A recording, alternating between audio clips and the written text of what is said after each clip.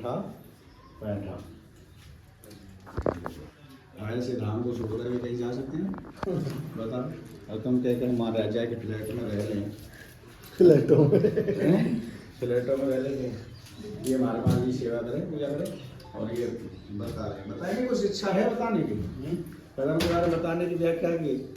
हाँ वीडियो बना रहे हैं ना, थोड़ा सा आपको नेट में डालें। ये जो चित्र देख रहे हैं, इस चित्र में ठाकुर जी इस कदम को पकड़ के ऐंठ रहे हैं, मतलब मरोड़ रहे हैं। जब रास में ठाकुर जी अंतर ध्यान हो गए, गोपियों के मन में ऐसा भाव आ गया कि हम सबसे श्रेष्ठ हैं। तो ये भाव जैसे ही गोपियों के मन में आया तो ठाकुर जी अंतर ध्यान हो गए। तो गोपियां व्याकुल हो गई और ठाकुर जी को यहाँ वहां खूब जगह खोजने लगी। इधर ठाकुर जी इस कदम के पेड़ के पास आए। ये कदम का पेड़ पहले इधर सरोवर जो है, इस सरोवर के इस तरफ में ये पेड़ था। तो इस पेड़ के पास आके ठाकुर जी बोले कि हे कदम, मैं तुम्हारे पीछे छुपूंगा और कोई भी मेरे बारे में पूछने आए तो तुम्हें बताना नहीं है।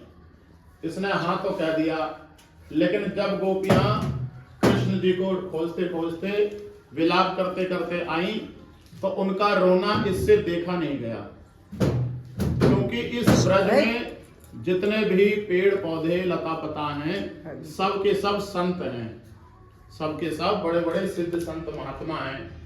तो और संत का स्वभाव होता है कि वो कभी भी किसी को दुखी नहीं देख सकते और दूसरों का दुख दूर करने के लिए वे अपने ऊपर बड़े से बड़ा कष्ट ले लेते हैं।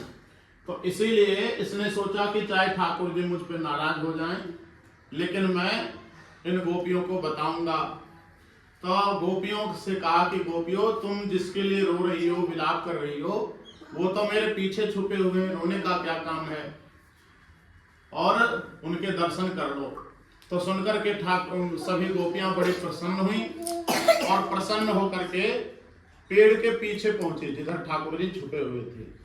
तो वहां जाकर के वहां देखना चाहा, लेकिन तब तक ठाकुर जी ने अपने को द्विभुज से चतुर्भुज में बदल लिया, दो भुज से चतुर्भुज में बदल लिया। तो ये चतुर्भुज रूप देख करके गोपियां कहने लगी, ये तो हमारे कृष्ण नहीं है, ये तो चार हाथ वाले नारायण हैं, शंख चक्र गदा पद्मधारी। हमारे कृष्ण तो दो हाथ वाले हैं, मुरली वाले हैं। तो ऐसा कह के गोपियां चली गई।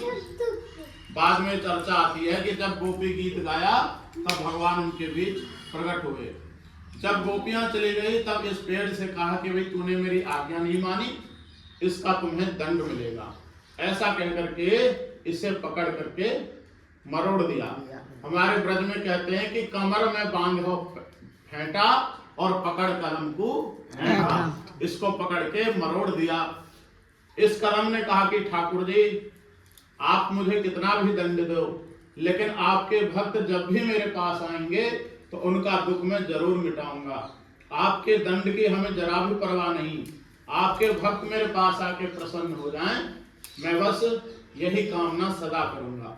तो सुनकर के ठाकुर जी बड़े प्रसन्न हुए कि देखो मेरा दंड पाने के बाद भी इसका मेरे भक्तों में कितना प्रेम है, कितना भाव है। तो इसे गले से लगा के आशीर्वाद दिया कि हे कदम, जो मुझसे भी ज्यादा मेरे भक्तों को मानता है, ऐसा भक्त मुझे प्राणों से भी प्यारा है।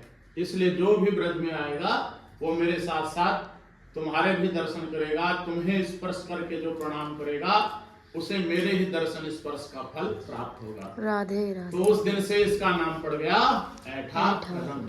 बोलो ऐठा कदम की जय, ऐठा गाम की जय। मिले हैं ठाकुर जी से।